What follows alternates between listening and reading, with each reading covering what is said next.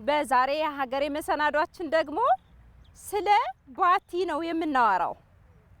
ልጆች ባቲ ሲባል ሰምታችሁ ታውቃላችሁ? ምን ማለት ነው?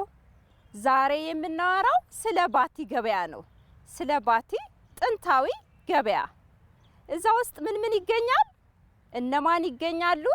ምን አይነት ገበያ ነው የሚለውን ደግሞ ከመረጃው እናገኘዋለን። አሁን የባቲ ገበያን የምናስቃኝበትን ሀገሬ መሰናዷችን ተከታትለን እንመለስ።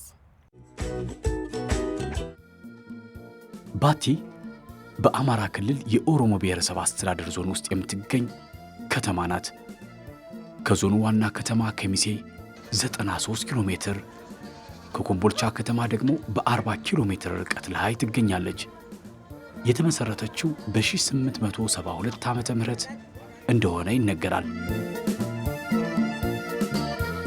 ልጆች ባቲ በተለያዩ የዘፈን ቅኝቶች ብዙ የተባለላት ታሪካዊና እድሜ ጠገብ ከተማ ነች።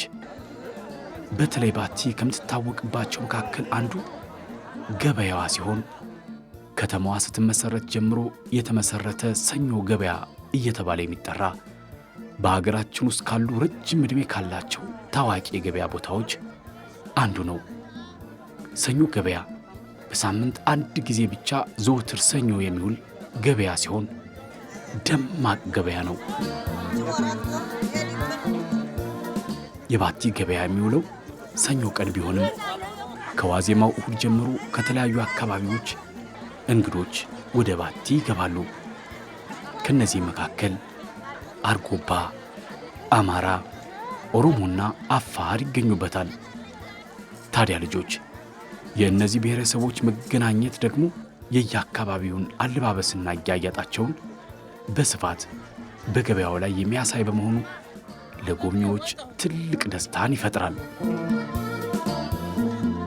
ልጆች ሻጭና ገዢ የተለያየ ቋንቋ ተናጋሪ ቢሆኑም እንኳ አብረው ከሚገኙ ገበያተኞች ቋንቋውን የሚችል ሰው በመኖሩ ለመሸጥም ሆነ ለመግዛት አይቸገሩም። ተግባብተው ይገበያያሉ። የባቲ የሰኞ ገበያ የባቲ ከተማ መድመቂያ፣ የአብሮነት የአንድነት ተምሳሌት የሆነና ሁሉም በአንድ ላይ የሚገበያይበት ገበያ ነው። ልጆች በዚህ ገበያ ምን ምን እንደሚገበያዩ ታውቃላችሁ? የተለያዩ እንስሳት እንደ ፍየል፣ ግመል፣ በሬና ሌሎችም ይገኙበታል። ከነዚህ በተጨማሪ የሴቶች አልባሳትና ጌጣጌጦች፣ የወሎ ጭስ፣ ሌሎችም የእህልና ምግብ ነክ ምርቶችም ይገበያዩበታል።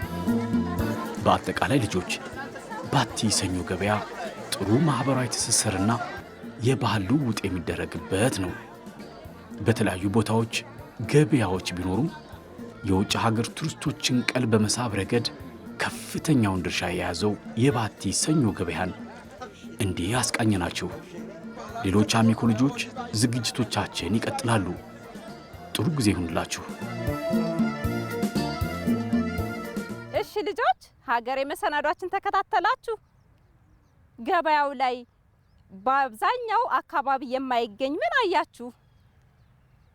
ግመል አላችሁ። በጣም ጎበዞች። ብሔር ብሔረሰቦች ደግሞ በጣም ደስ ይላሉ አይደል? የተለያዩ ቋንቋ ተናጋሪዎች ናቸው፣ ግን ለመግባባት አይቸገሩም አይደል? በጣም ደስ ይል ነበር። አያችሁ አይደለ? በጣም ጥሩ ልጆች። ባቲ ገበያን እንግዲህ በዚህ መንገድ አስቃኘናችሁ። አሁን ደግሞ ወደሚቀጥለው ዝግጅት እናልፋለን።